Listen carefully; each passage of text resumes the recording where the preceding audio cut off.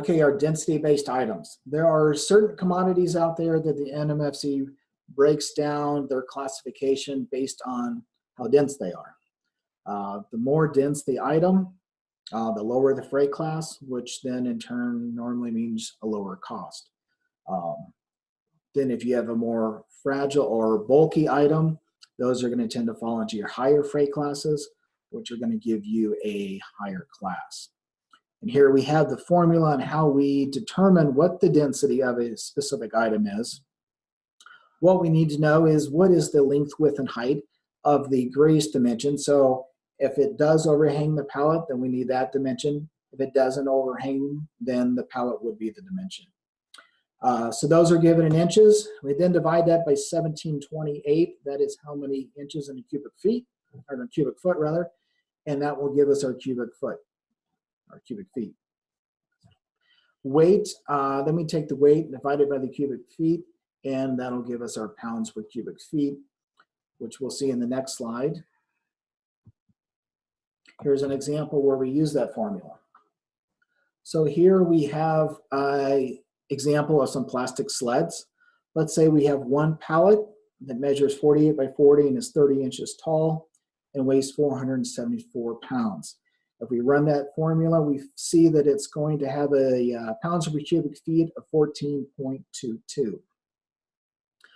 If we take that same pallet and it stacks 60 inches tall and weighs 500 pounds, and it's, let's say, the same commodity, now we're looking at pounds per cubic feet of 7.5.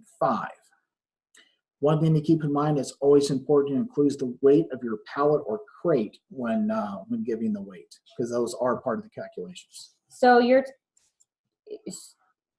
7.5 PCF, what is that going to, how's that going to be used in the formula for classifying? Like, how is this 7.5 number a lower, is it going to lead to a lower classification number or higher? Yeah, that's what we're going to see on the next slide here. So, okay. So we have so on the front, let's go ahead and tab down. So now we have, on the first example, we have 14.22 pounds per cubic feet, which in this example would equal out to be a class 85.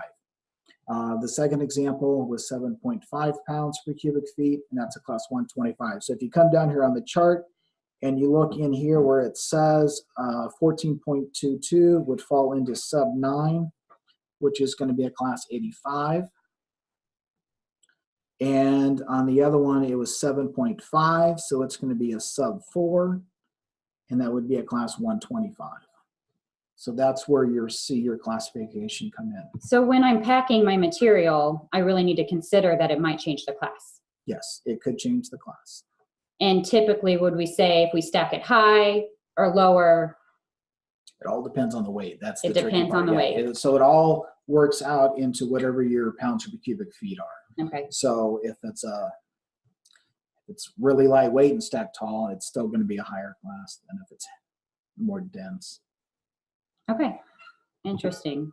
So basically what you're telling me is we just need to think about different solutions. If we're wanting to lower our classes and lower our freight options, lower our costs, if we can, think about the packing and really become an engineer for a minute and change the way that we pack the goods. You could, yes. If you could get your pounds per cubic feet down, up rather, you would lower your class, yes. Okay, very interesting. All right.